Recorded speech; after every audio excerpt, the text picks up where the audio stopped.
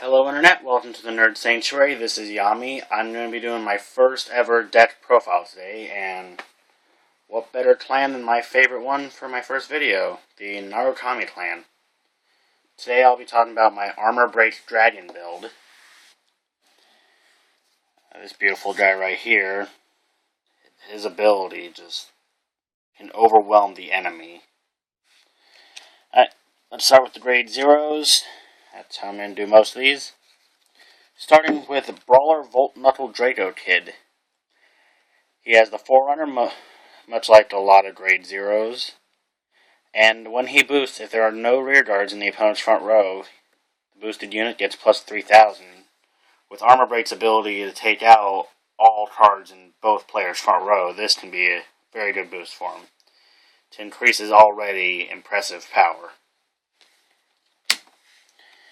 Next, we have the Prickle Triggers. Really, any Prickle Triggers will work. I used 4 of the Malevolent Jinn because he'd move into the soul to get 3,000 for any unit, really. And I use 2 basic Prickle Triggers for a total of 6. Next is the 4 basic Heal Triggers. Again, you can use any cards. I used these because I don't really like the Demonic Dragon Nymph. I hate it so much. So that's why I have 2 of the Green Gem Carbuncle. If I can get 2 more, I'll be taking out the Nymph altogether. Next are the Draw Triggers. Because of Armor Break's cost, you'll want to have a good amount of Draw Triggers. I use 6. Again, much like with the Heal Triggers, I hate the old Dragon Mage. I only use him because I have to. But I use 3 of the Heavy Trailer Dragon and 2 of Totosun. Moving on to the grade 1s, I use 4 perfect guards. Most decks do. I mean, I've tried using the quintet walls, but I just don't think they're very good. Moving on, I have 2 of the Rising Phoenix. Soul Blast 2 to draw a card. Like I said about the draw triggers, Armor Break is very hard on the hand, so you want to have cards that'll let you draw and draw. Which is why I also have Stealth Fighter, who after he boosts, he can return to your hand. It's very good to have. I only have 1 of him. Next, Lizard Soldier Yaush. You can Soul Blast 1 when he attacks, for him to gain 3,000 until the end of the battle. And, Armor Break takes out the owner's front row too, so this is a good guy to have. Next, Desert Gunner Ryan. He lets you choose one of your opponent's rear guards, and that unit cannot intersect until the end of the turn. Good card to have all around. Next, 2 of the Deadly Eradicator. When a grade 3 is placed on Vanguard, you can move one of these guys into the soul, select one of your opponent's front row rear guards, and retire it.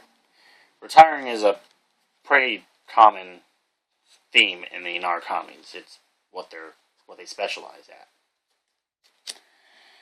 Next, I have 2 Wyvern Stride Zalus.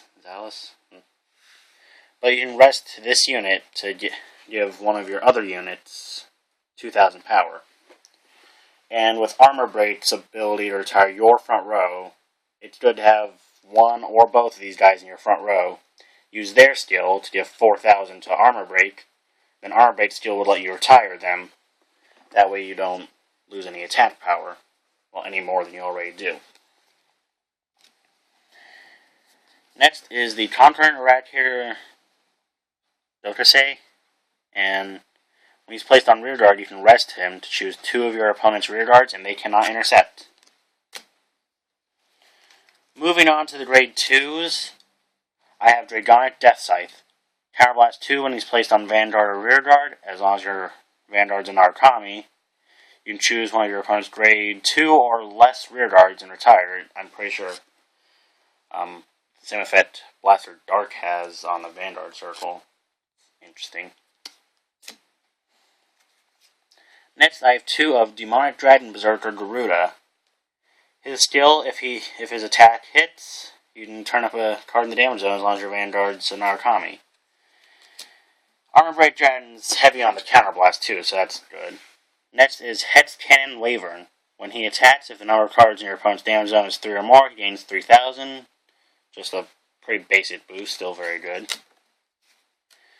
Next, I have 2 10k Vanillas.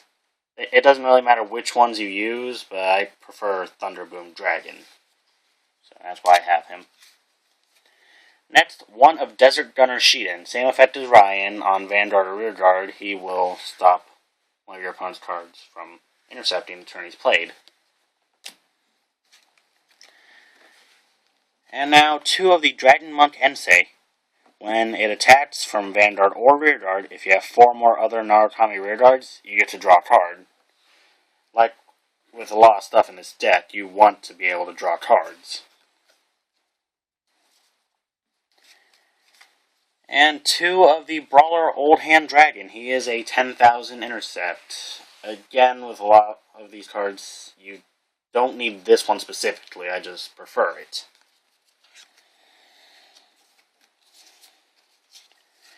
Now we have the Man of the Hour, Armor Break Dragon. His limit break, Counterblast 3, discard 3 cards from your hand, retire all rear guards from each fighter's front row. He gains 10,000 and plus 2 critical. He also has the Lord ability, so no mixed clan decks.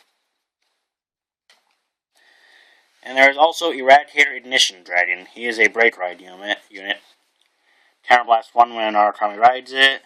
Your opponent chooses 2 of their rear guards, retires them, and the unit you rode gets plus 10,000 power. Also, when Ignition Dragon attacks, if the number of rear guards I have is more than my opponent's, he gets plus 2,000 until the end of the turn. I use this guy in the hopes that the opponent will decide to throw out their back row for some reason. That way you can take out much more of what they have. And finally, 2 of Thundering Bow Zara.